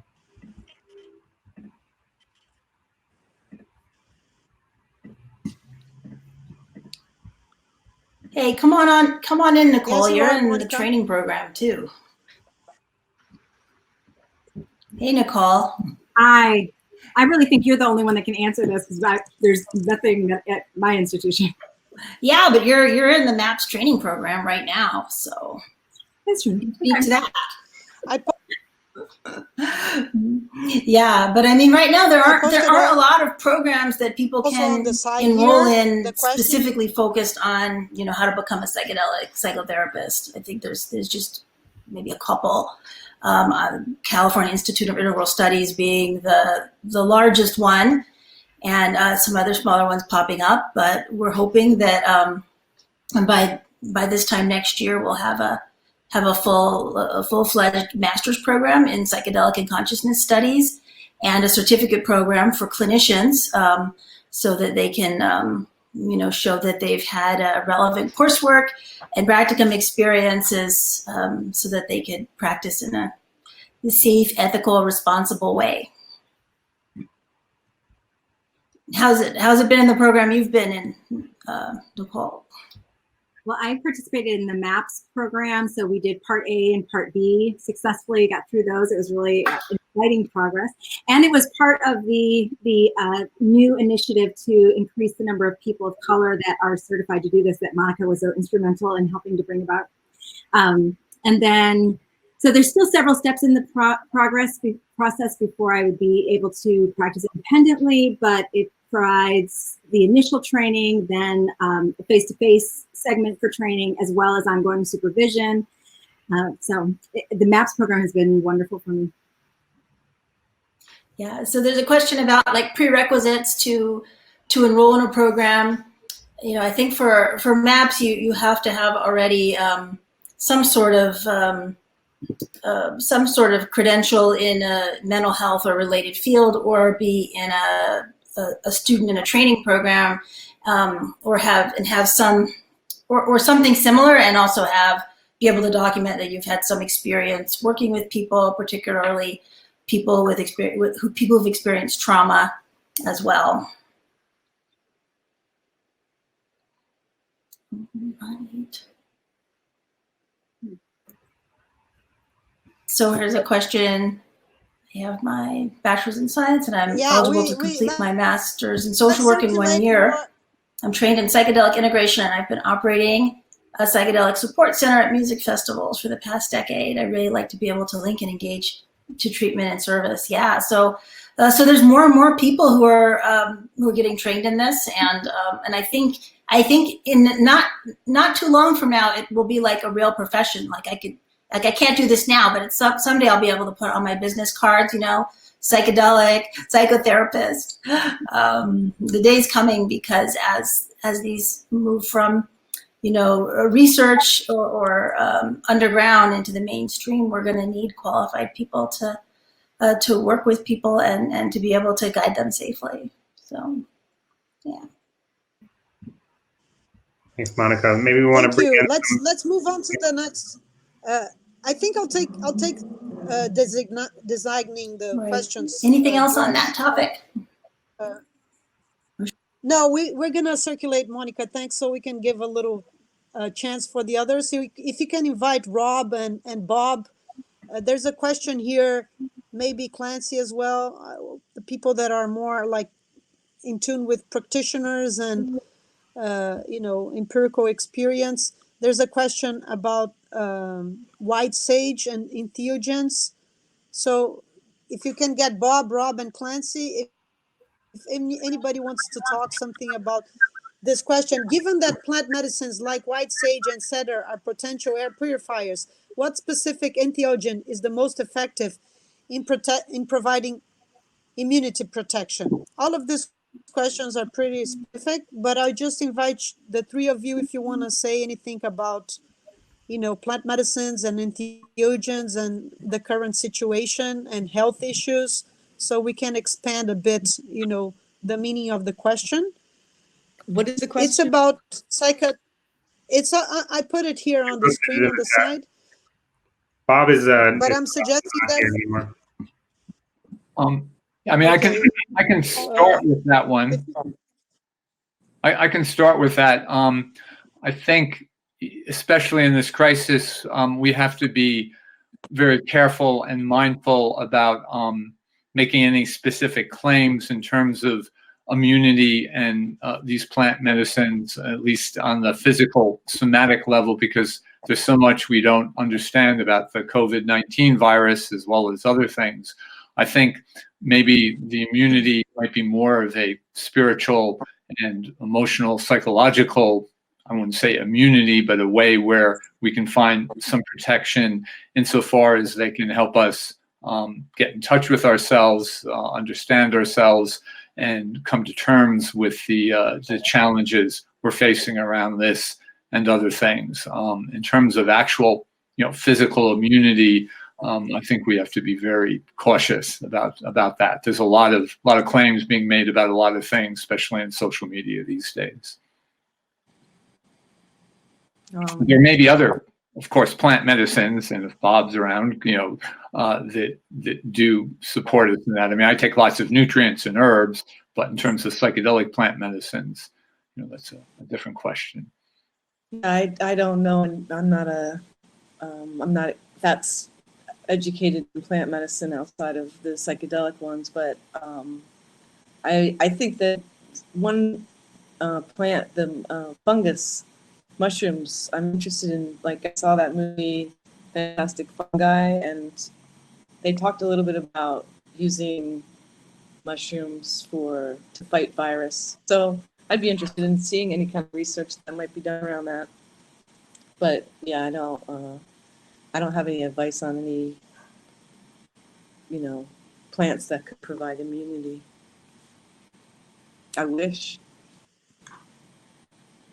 All right. I want to do more 2 rounds. So looking at the different committees of Chacruna as well here, and I want to pass one about ayahuasca and cultural appropriation, and see if Glenn and Sophia and Emily could, stand up to you. Thanks, Rob and Clancy, and if you can invite Emily, Glenn, and Sophia to talk about this. I'm going to pose the question. I'm going to read. It's by Ricardo Vitale. He's also a participant of Psychedelic Liberty Summit. He works with the Yumiak in the Colombian Amazon. In solidarity with indigenous people and to prevent cultural appropriation, why don't the psychedelic community come together, helping to shift the focus away from ayahuasca and other indigenous practices towards wonderful substances such as LSD and psilocybin. Cultural appropriation is weakening indigenous people's resilience vis-a-vis extractive industries, land grabbers, etc. I don't know if Sophia is still around and if she wants to comment, and Emily if she has a connection, but we can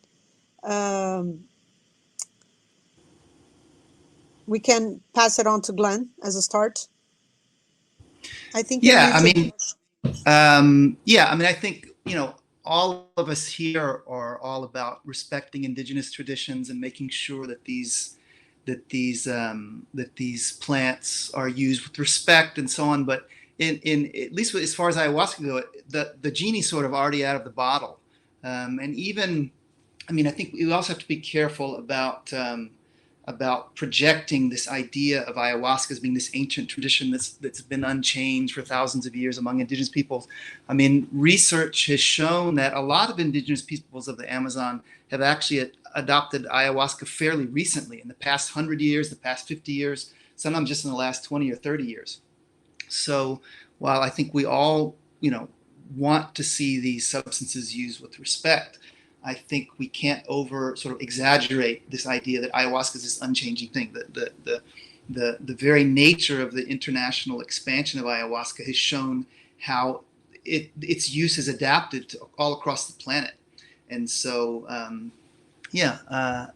let's see what else was. Let me see what else was in the question that I missed. Wait, the question's way up there. Where is it? Appropriation. Yeah, and so I don't see that it's a question of shifting the focus towards anything in detriment of anything else.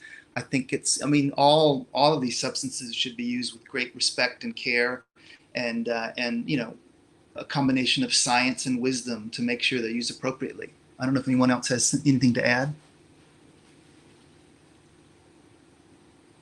Well, this is meant just as an appetizer. There's a series of questions about what can you do to support Chacruna and to support this work. I want to invite everybody to join our newsletter and follow us on Facebook, on Twitter, on Instagram, on YouTube. We have recorded 6 conferences. We have a huge archive you can enjoy in your quarantine. We have also a bunch of live streams. I just want to end this by calling, if we have the last few minutes, to call Sean and Brad from our Council for the Protection of Sacred Plants. And Sean, if you want to say anything about how can people support the current initiatives, and why can't people sign online? And I'm not sure if Sean is still there. Brad, is Brad still there? Sounds like they're both gone. I think they're both here. I'm just invited them. Sean should be coming on in a second. All right. Yeah, there's also a big area which will be the overlap between the cannabis business and the psychedelic one. So this is the final, chance for a final message. If you want to say anything. I'm sorry, Bia, I missed the question as I was joining. People are in doubt on why can't they sign petitions online? Oh, is there yes. anything Okay. people can do to support? Yeah, actually, without giving away too much about the California campaign, the Decriminalize California campaign has pivoted to partly an effort to allow electronic signatures on petitions, which is not currently allowed under California state law. It's not allowed, I don't think, under any state law. So California and Arizona are attempting to allow electronic signatures on petitions to get things on the ballot, which, by the way, is mostly a Western United States phenomenon. Most people in the East do not have ballot petitions, so this is not really relevant. On the East Coast, there may be a few exceptions, but it's generally a West Coast thing. So it's not allowed right now, but there is an effort to change that in light of COVID. That is one impact, is that perhaps we can have the ballot petitioning process join the new world here and allow electronic signatures. But it will have to, again, either get passed by a legislature or passed by voters. So it isn't allowed now, but there's an effort to allow it. Thank you, Sean. I want to have a last word. If there's any speaker who is eager to say something that has not been said in this last 1 or 2 minutes, if you really feel a call that you need to share something that is important that has been left out of the conversation, please tell us here. You can put it on the chat. And if there's a huge area to cover, I want to recommend people access our site and visit our press room. I don't know if any of you are feeling the need or the urge to say anything else. I just, if I don't see anything coming up in this next second, I think we can wrap it up. And I wanna conclude by saying to everybody, thank you. And I'm gonna speak in Portuguese. I want to, pai, mãe, mandar abraço. Get emotional to think that my parents are in Brazil, and like many immigrants, we're separated, but we're united. And yeah, much love to everybody, and we're gonna make it through this crisis. And let's keep positive and make, as they say in Brazil, make the best lemonade with the lemons you got. And thank you so much. Thanks for voluntary work. If you feel compelled, you can donate to Chacruna. We're a nonprofit. We work as voluntaries. Thank you very much. Big hug. Thanks, Josh. Not sure if you want to say something and close it up. Just a reminder that you can get 20% off the tickets with the link below. And yeah, we hope to see you all in a few weeks at the summit. And this crowdcast will be available immediately after it's over, and you're welcome to share it and to watch through it again and see anything you missed. Thank you. All right.